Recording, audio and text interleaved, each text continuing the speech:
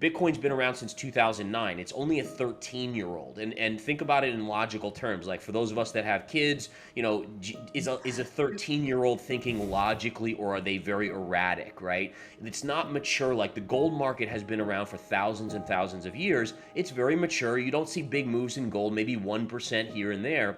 It's a very mature market. So eventually you will see Bitcoin mature into a much more stable market. But right now it's still being bought and sold by people panicking and being greedy and all this craziness. And it's still a very young asset.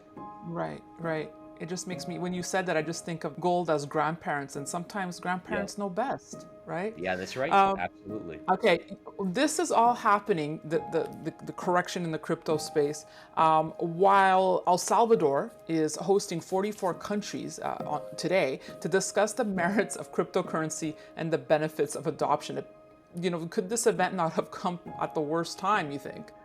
Yeah, I mean, it's definitely going to make when you have big movements like this, it's very hard for countries to say, okay, let's adopt it as a Right, currency for us. right. Because again, if one day it's worth this and the next day it's 20% less, well, again, how do you make sure that the exchange rate and what people are buying with it? I mean, it just gets very, very messy. So this is again, something that I think is a positive step in the right direction. You want people talking about it, you want world leaders talking about it, but at the same time, it needs to calm down before we get to those next steps. Yeah, so I'm in the camp that all we can do is look at past cycles. Now, again, it's important to understand that this is not necessarily like a past cycle in Bitcoin or a bear winter or a crypto winter because we have the Fed doing what they're doing. But in general, 12 to 18 months from the highs. So I would again say generally another 12 months. The only kind of caveat here is, and this is my one worry, is that if you look at Amazon in the dot-com bubble or the Nasdaq after the 2000 collapse, it actually took 15 years for the Nasdaq to take out the dot-com bubble highs. I really hope that doesn't happen because that's a Jeez. really long time. But as a technician, it's important to look at all angles, even the ones you don't like or you don't believe in, just because you have to be informed. You have to know all this stuff. It has to all go into your algorithm in your brain about your decision making. Let's pull up Ethereum. You mentioned it. Yeah. Um, Down 50% on the year here as we're speaking.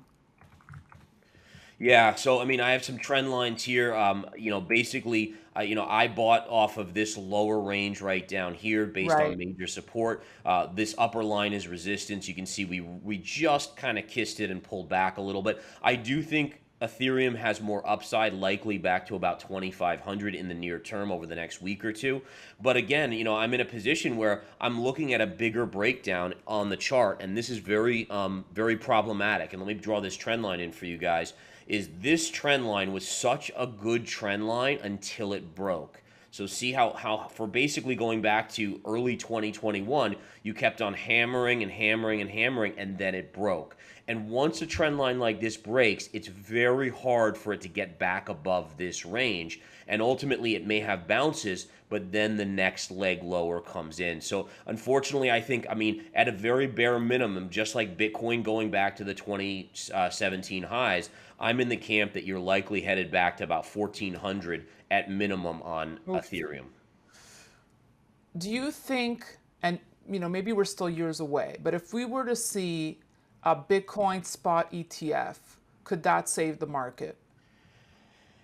It won't save the market if we're in immense fear because fear is the most powerful emotion. But I do think that is one step in the right direction for beginning to build the next bull case to new all-time highs. Meaning that Mm-hmm. you definitely if you can buy an ETF that is on spot, so it doesn't have the flip overs of the future contracts and have losing value and stuff like that, then you can actually buy these cryptos in a way in your investment accounts and have that FDIC insurance and have that security and be tracking Bitcoin one for one. So I think again, if you're in this crazy period where the stock market's still collapsing another 20-30%, if crypto's still going down, I mean, yeah, you might get a short-term bounce, but that fear is still going to be there. But if you can get through that period, then that is the next stage towards upside.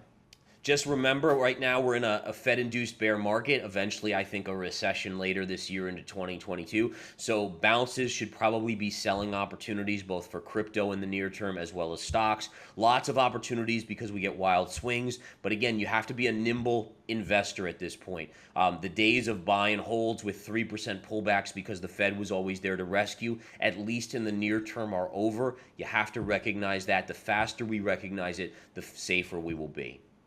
Really well said. I could not have said it better. Gareth, it's always a pleasure having you on. Thank you so much. Thank you, Danielle. Have a great day. You too. And thank you all for watching. We'll have much more coming your way, so be sure to stay tuned to Stansberry Research. And don't forget to sign up for exclusive content you can't get anywhere else at danielacamboni.com. That's it for me.